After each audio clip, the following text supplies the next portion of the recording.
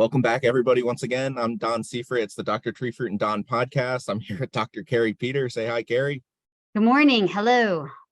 And I'm here with Dr. Greg Krawczyk. Say hi, Greg. Hello. All right. So this is another fruit bite. It is Monday, May 15th. We're recording this. As I said, it's Kari, Greg, and myself. So we don't have an update from Jim, but those of you that are coming out of Bloom, depending on where you're listening from, that may be relevant to you. If you're looking for thinning information, go back and take a listen to our podcast recorded on May 5th. And that should give you a good set of guidelines from Dr. Shoup. So we'll get started. And Greg, if you'd like to lead us off, please. Okay, thank you. I appreciate it. It's a strange week right now, because again, you already mentioned that how different stages and different development of the trees are around the state. And the same situation seems to be the case with the insects. We just finished our 8-meeting series last Thursday, and there's a big difference in the trees development, and I'm assuming also in insect development, depend where in the state you are located. Again, it might become a cliche at least from my side, but I will stress again how important it is that we are monitoring for the pest in our own orchard and not trying to, use somebody else's data or because I did something last year or something like this. The reason I'm saying this is, Oriental fruit moth in Biglerville started on April 6th. And then last week, we had a meeting in Pittsburgh area in Western PA, and someone said who had the traps from mid-April in the orchard that the first bugs they caught were actually collected like a week ago, the week before. So it was basically already in May. And it's possible. It's possible. Everything is weather dependent. In South Central PA, we had this very warm spell early on, March, early April, and then the moths were ready to fly and they started flying, and then we had cold and they didn't fly and then fly again and so on. And maybe this warm part never happened in the Western PA, and then it's different. So this is something to remember when you try to control insect pest. You should control what is in your orchard and at the timing that work for your orchard, not because people from Biglerville are telling you that this is the time. Another thing about other insect is like codling moth. We were at Petal Fall in April, and every year codling moth starts flying during the bloom of apples. Well, this year, the beginning of the flight, we call them biofix, actually did not happen more than 2 weeks after the bloom. And all of this is because of the weather, of the temperature. So this is something to understand and be aware of, because, we can keep spraying and, you can go, by now you might have 1, 2, 3 insecticide application already in the orchard. The only problem is, or the question is, were they really needed? The insect to control right now are still plum curculio and maybe Oriental fruit moth. Everything else is kind of either too early or too late or might not be needed. Let's talk about plum curculio, because I keep talking about this insect since mid-April. Plum curculio is overwinter as adults. It's very weather dependent. It will not do damage. It will not feed. It will not mate if it's too cold. And too cold is the low 60s. There is a model from Cornell saying that you're supposed to accumulate about 300 plus degree days, base 50, until you stop controlling or worry about curculio. In Biglerville, at the moment, we are at about 185 plus minus degree days since our petal fall. What it means? It means that at least for our region in the southern PA, growers should be aware and make sure that there is some kind of active residue on the trees, at least for another, well, at least until the end of May, maybe into first week of June. I mean, based on the forecast and on the NIVA prediction, on May 20th, which is end of this week, we'll be at 225 degree days, which is still well below when curculio can cause the damage. So if you had a problem with curculio in the past, be on the lookout, be vigilant, at least until end of May, maybe into first week of June. According to the model, and also based on the NIVA prediction, or they call them forecast, we should be done with the first generation oriental fruit moth. And assuming that we started as we did on April 6th, we already have a 5 weeks of flight, so yeah, that will be over. However, again, the same situation. If you have traps, and the traps are collecting oriental fruit moth, doesn't matter that model says, oh, they don't do this anything. Well, they are still flying, and if male can find traps, they will also find female, and they will lay eggs, and the injury can still happen. Codling moth, this is the biggie one that is coming. At the moment, we are at about 120 degree days. First insecticide application is recommended at about 250 degree days. By the end of this week, we will be at about 160 degree days. So mid to late of next week, the week of 21st, seems like the timing to control codling moth in Biglerville area. Is this also good timing for any other part of the state? If you don't have traps, if you don't establish your biofix, it's very difficult to say. We were supposed to control it until about 500 degree days after the biofix. And again, at the moment, we are at 120, despite those relatively nice weather in the last few days. In those mid-70s, we are accumulating about 10, 15 degree days per day. So you can calculate how long it might take before your first application should happen, and then when the second, and so on. But don't be surprised if I will keep talking about codling moth in the second, third week of June and still saying that it's time to control it. It seems like the weather this season is, well, in April, I thought we are in one of the warmest year of the warmest season. Now it does not look like. The forecast is very rational. You know, we are in the 70s or something like this. But again, this might change because I don't know. I look at the forecast 10 minutes ago. By now, it might be different. So anyway, I use this phrase. It might be cliche. Put the traps and base on whatever you do on actual situation in your orchard. That's the only good advice we can provide. And then if you know your situation, then we can be much more precise and so on. That's all I really have, unless you have some other questions related to some other insects.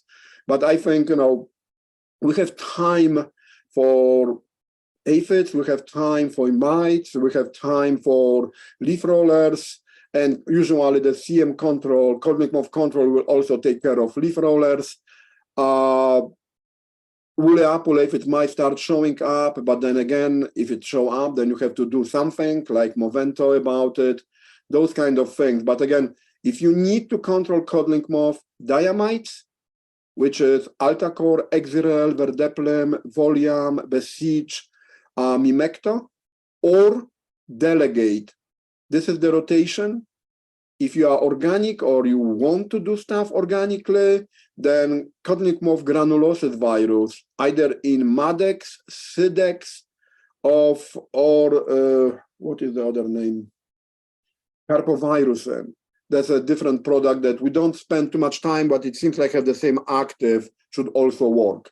Those will be something to consider, but probably not before end of next week. So that's all I have, unless you have some questions. That sounds really good. I think one thing that I'll ask you if you can give a brief explanation on, since I think this is the first time we've really touched on it this year. How do you calculate what a growing degree day is? Because you've mentioned that you can accumulate, 10, 15 growing degree days per day. So they're clearly not 1 day equals 1 growing degree day. No, it's a good question. The very simple way is to just go to production guide and take your minimum and maximum, and then it will tell you how many degree days you accumulated. Other way, if you want to do, and I have growers who actually are calculating degree days by themselves, it's very simple. You take the sum of minimum and maximum for a day, divided by 2, and then take out the base that you're calculating degree days. For codling moth, it will be -50. For oriental fruit moth, it will be -42.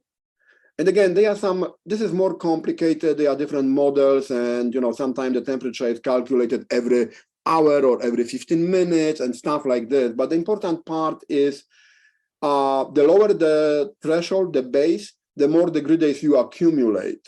Because again, you add min to max divided by 2 minus the base. That's how you generally calculate the degree days for different insects. But different insects have a different degree days. So on the same day, you're accumulating a lot of more degree days toward development of oriental fruit moth than you do toward the plum curculio or codling moth. Codling moth and curculio are actually at the same base. They are the base 50. So the degree days accumulate at the same speed, plus minus. Awesome. Thanks.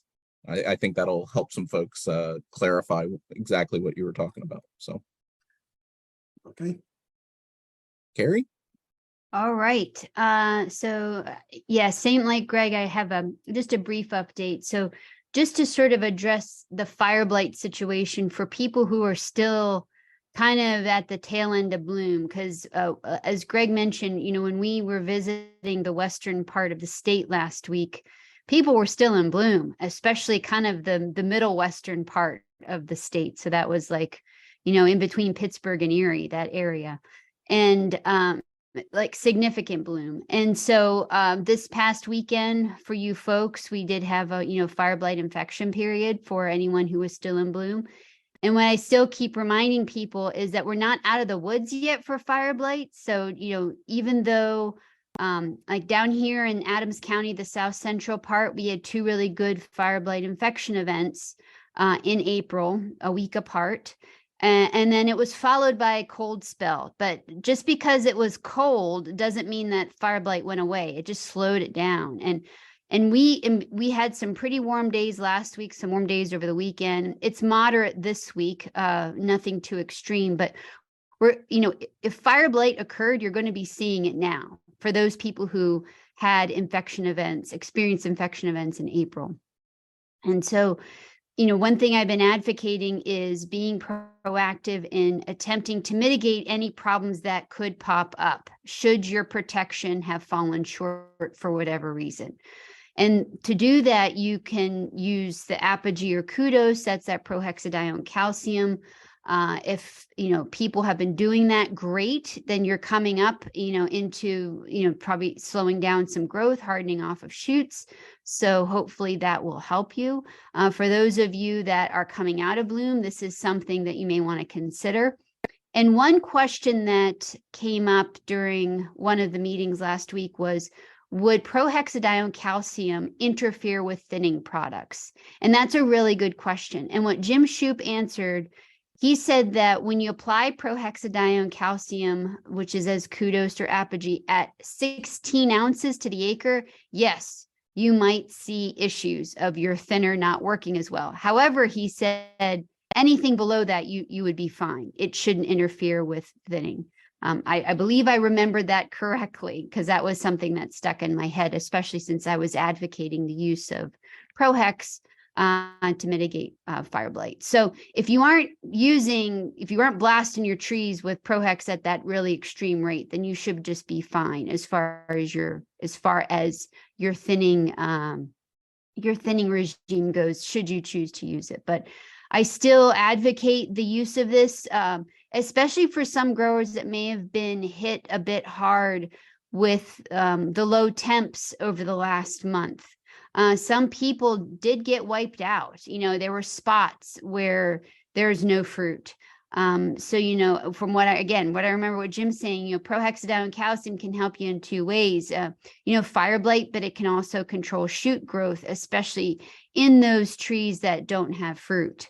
So you do want to be controlling shoot growth in those trees, from what I remember, and hopefully I'm remembering correctly.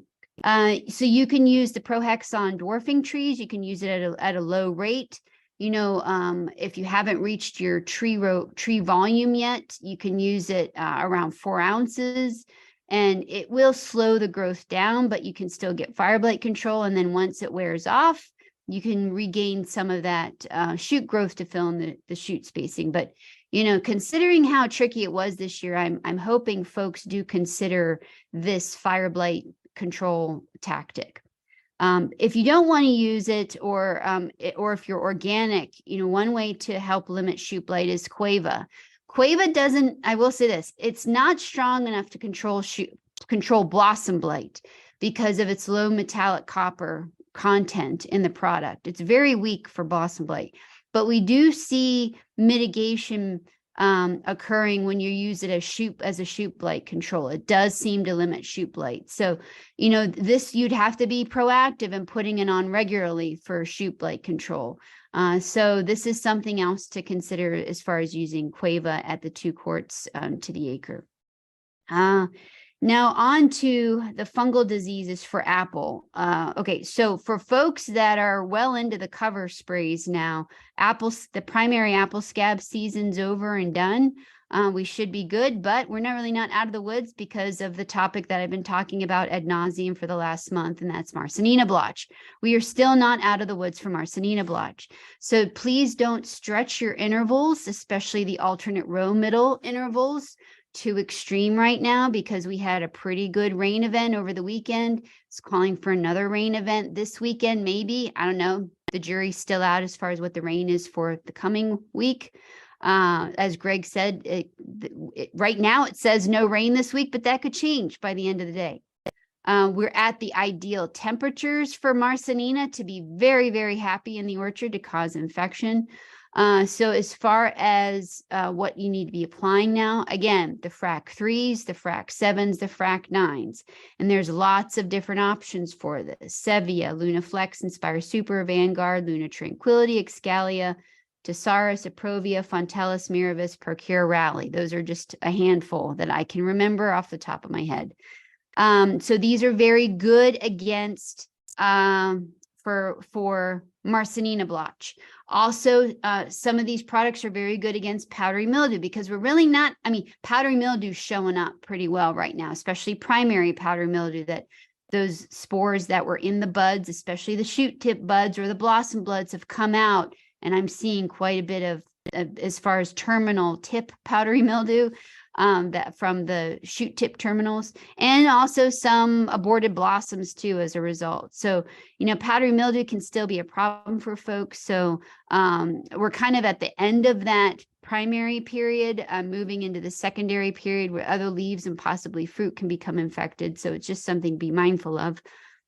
In the case of Marsanina and powdery mildew, for organic growers, you need to be covering up your trees. There is no way around this. You have to apply something on the trees, and that something is sulfur. And I've been harping on this again for the last month. I've been harping about it at the meetings. Gone are the days during the primary period where you can get away with applying nothing. Marsanina's changed all of that.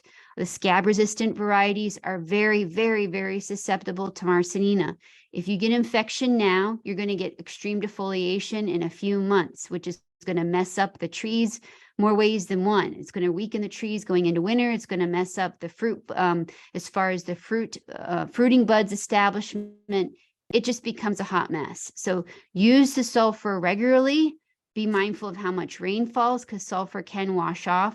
There are really no alternatives. I've tested them. And everything is weak except for sulfur. Sulfur is really the only one that seems to do a decent job at controlling Marsanina blotch. It's also good for powdery mildew too. Okay, but for those folks like the folks that I saw in Western PA that are at like late bloom petal fall, scab is still of concern, as is Marsanina. So the same control measures for Marsanina will also control scab right now. So those FRAC 379 products. As I've been mentioning for many weeks now, save those FRAC 11 products for when it gets a bit warmer for rot control. So, you know, we've gotten into the topics of like cover spray, talking about cover sprays, starting at second cover or third cover, but we're in this really weird spot now. But for a lot of us, we're in second cover, especially down here in Adams County. And it's actually too, like looking at the weather, it's a little too early to start think about controlling for bitter rot. It's just not warm enough yet. It's still rather on the cool side. So I would still hold off those FRAC 11 products for closer we get into June when it gets into the hot weather. If you're tank mixing with Mancozeb right now, that's going to be enough for any little bits of possibly bitter rot that could become a problem. But I'm honestly not concerned about bitter rot right now because the temperatures just aren't conducive enough to really wreak havoc. They will be soon. I mean, well, what am I saying? I mean, it's been so weird. Maybe it won't be soon. But, you know, when you start seeing consistent temperatures in the 80s during the day, that's when I want folks starting to really be thinking seriously about bitter rot control. We're in the mid 70s, low 60s. It's really chilly at night. You know, it's just not bitter rot weather right now. And so, you know, still be thinking about that June target date right now. And so, well, I should say, if we see those 80 temperatures in June, you know, if say next week it pops up in the 80s, well, then my tune will change. But right now, based on what I'm seeing in the extended forecast for the next 10 days, it's still going to be relatively cool on the cooler side, not very hot. So it's not really bitter rot weather yet. But like I said, for anything out there that could be lingering or popping up, as long as you're tank mixing with your broad spectrum, you will be good. Because I will say this, even if you've switched to Captan already, you know, and some people may have, depending on their variety, Captan is honestly still the best thing out there. And for the folks that are the organic folks, sulfur. So if you're using sulfur to control Marsanina, sulfur will still, you know, be kind of suppressing any bitter rot that's out there. Okay, so finally, as far as just a quick run through for the stone fruit, still be worried about cherry leaf spot, folks. Please don't forget about your sour cherry trees and keeping them covered up on a regular basis. You know, this is a disease like Marsanina, very aggressive on the leaves and can defoliate the trees. You should be thinking about bacterial spot management now. We are at that stage. We're at shuck, split, shuck, fall, depending on where you're at. Hopefully, if you do have fruit, you want to be thinking about a rotational program. Oxytetracycline, that's Mycosciota fireline. Rotate that with a low rate of copper, and that copper is at 0.5 ounce to 1 ounce of metallic copper per acre. And I put more details about this in the latest Fruit Times update that was posted last Wednesday, I think. And I linked to the Rutgers article that sort of broke this down a little more specifically. It's also in the Tree Fruit Production Guide as well. You can also rotate with something like Serenade ASO at 4 quarts to the acre, or I think I did 20 ounces of Serenade Opti to the acre. You've got double nickel at 2 quarts to the acre, Regalia at 2 quarts to the acre. So you've got lots of options for rotating, for controlling for back spot. If you don't want to use antibiotics, you've got coppers, you've got the bacterial-based products, you've got regalia. It's still one of these diseases that you just have to keep your rotations tight when the conditions are favorable. And we're kind of getting into that stage right now. It's kind of really cool the last few weeks, but now we're getting into kind of, the bacterial spots definitely, I think, has awakened up out there, especially over the last several days. And we had a really good rain event over the weekend and it was pretty warm. So, yes. And then just as a reminder for those who do control for rusty spot, I've been again saying this for the last several weeks, rusty spot for those rusty spot prone peaches or nectarines. This is the powdery mildew on the fruit. Petal fall, shuck split, first cover, second cover. This is the time frame you want to be controlling for. We're almost at the end of controlling for rusty spot. So still hang in there, keep strong. And I think that's about it. Cool. Sounds good. Yeah, I think we'll leave it off here. I think, you and Greg gave pretty brief but comprehensive updates, and I'll try and get this into folks' hands pretty quickly. Fantastic. Good luck, folks. All right. You guys. Yeah, thank you. All right. Have a good one, everybody. Say goodbye. See you later. Bye. Good luck.